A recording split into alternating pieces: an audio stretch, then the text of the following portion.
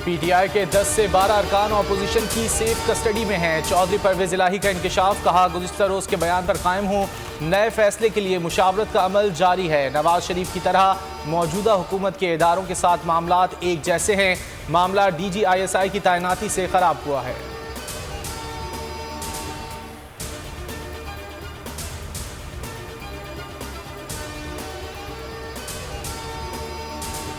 हुकूमत के अरकान की वापसी के लिए अपोजिशन से बैकडोर राबते। सिंध हाउस में 3 खवातीन MNA समेत हुकूमती अरकान को छुपाया गया। हुकूमती ज़राए का दावा, अगर अरकान वापस ना किए गए तो दिन दिहाड़े बाजियाब कराएंगे। पाकिस्तान पीपल्स पार्टी के अरकान ने सिंध हाउस में सिक्योरिटी का मुतालबा कर दिया। कहा इमरान खान हुकूमत दहशतगर्दी पर तुली हुई है। सिंध हाउस पर हमले की तैयारी मुकम्मल कर ली गई है। सिंध हाउस अरकान के लिए ही वहां अरकान होंगे तो कोई बात बड़ी नहीं।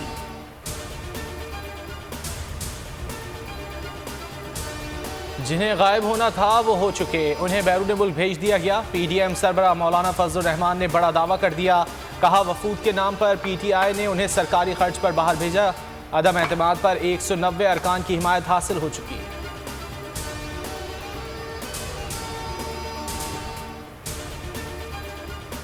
सिंध हाउस में गधों का मीना बाजार लगा है। अपोजिशन की सियासत आखिरी सांसें ले रही है।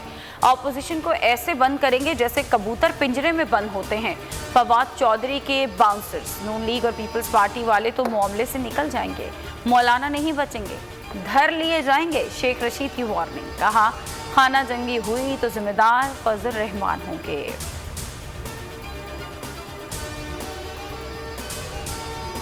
अपोजिशन के नंबर्स इत्तेहादियों के बगैर पूरे हैं। बिलावल भुट्टो का दावा, कहा इमरान खान सियासी शहीद बनना चाहते हैं लेकिन वो जमहूरी तरीके से शिकस्त खा चुके हैं। पंजाब की वजारत आला से मुतालिक आसिफ जरदारी गारंटी नहीं, सिर्फ तजवीज़ दे सकते हैं। फैसला नून लीग ने करना होगा।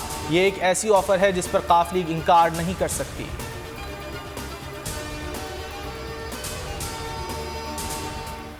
शहबाज शरीफ ने 5 साल के लिए माइनस PTI नेशनल गवर्नमेंट की तजवीज़ दे दी। कहते हैं कि हमें 5 साल के लिए कौमी हुकूमत बनानी चाहिए जिसमें PTI शामिल ना हो। हमारी जद्दोजहद के नतीजे में बहार आ जाएगी। चौधरी परवेज इलाही को वजारत आला का ओहदा देने का फैसला नवाज शरीफ की मुशावरत से करेंगे।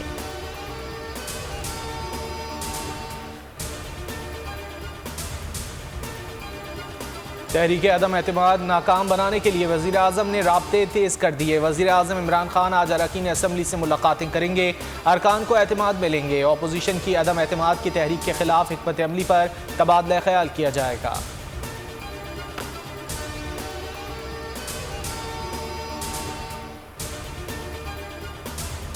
जापान के बाद मुत्तहिदा अरब अमारात और ईरान में भी शदीद ज़लज़ले के झटके महसूस किए गए। लोग घरों से बाहर निकल आए।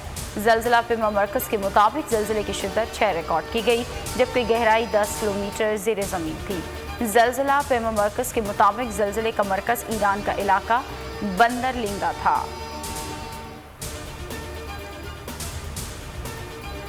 रूस और यूक्रेन के दरमियान जंग जारी। रूस ने मारियोपोल में थिएटर को मिसाइल हमलों से निशाना बना दिया। थिएटर में सैकड़ों शहरी पनाह लिए हुए थे।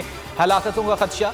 यूक्रेन ने रूस के मजीद 3 जंगी तैयारे, मुताद्दिद टैंक और जंगी गाड़ियां तबाह करने का दावा कर दिया।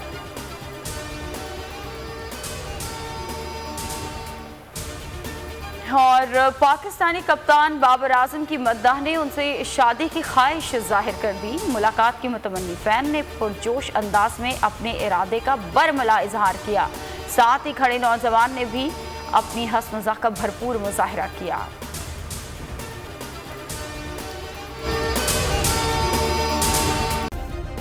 सब्सक्राइब करें और बेल दबाएं ताकि कोई खबर रह न जाए।